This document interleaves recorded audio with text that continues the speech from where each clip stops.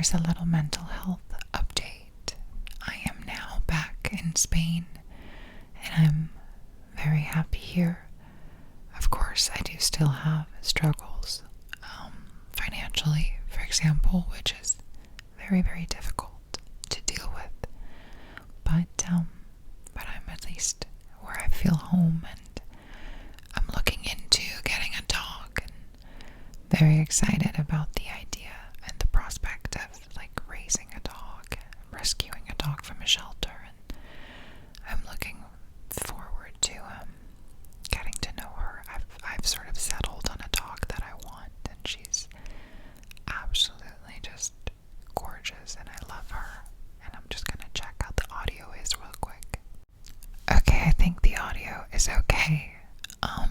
I visited the shelter twice, and I'm starting to bond with the dog that I want. And I'm gonna go back this week and see her again. I'm not sure how many times I'm gonna visit her. It just sort of depends how quickly I feel we are really connected. I want to make her transition into my home as easy as possible, because she is going to be my first dog ever, and I want to make it a good experience for the both of us.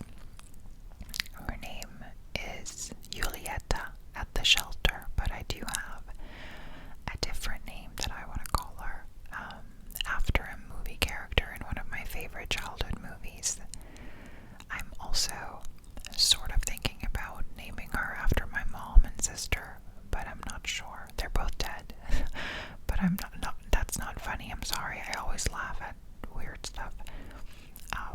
But yeah, it's like an homage to them, but we'll see when I get her.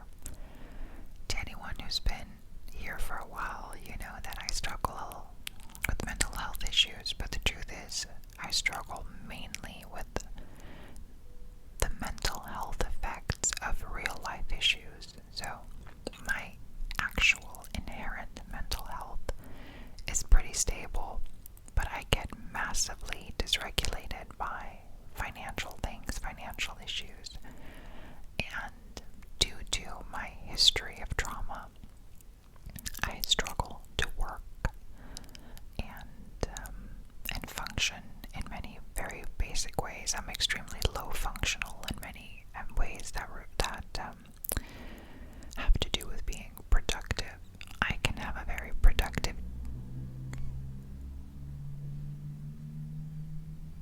that was a car. I can have a very productive day in the sense that I can go to exercise classes, and I can go to the beach and swim, and I can do yoga, and I can do martial arts, and I can do all these kinds of things in a day, but only when I want to, and only because they're things I choose to do for me and I enjoy them. The second obligation, responsibility, and repetitiveness and requirement comes in, it's like I just have a breakdown mentally, essentially, over time, and over a very small amount of time.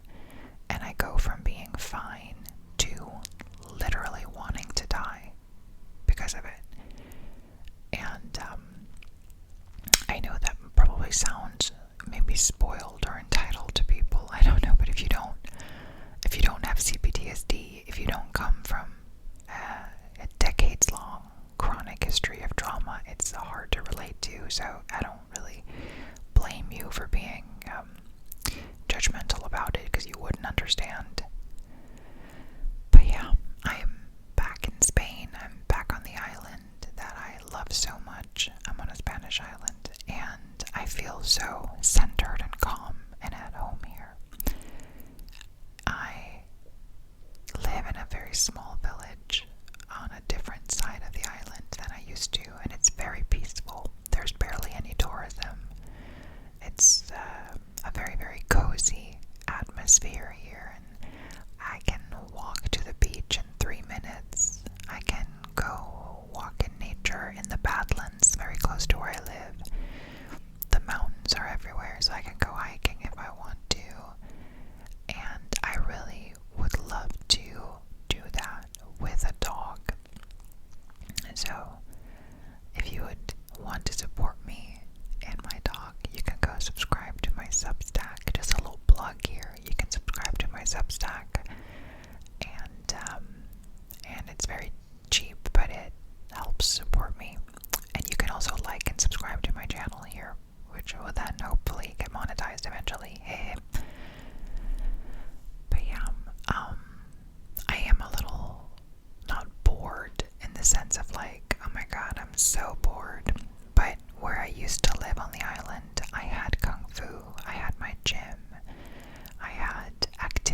that I did basically every day because there was a lot to do. It was a tourist hotspot, so there was everything to do. Not that I engaged in tourist activities at all, but I just mean because it's a tourist hotspot, there is a lot of activity there.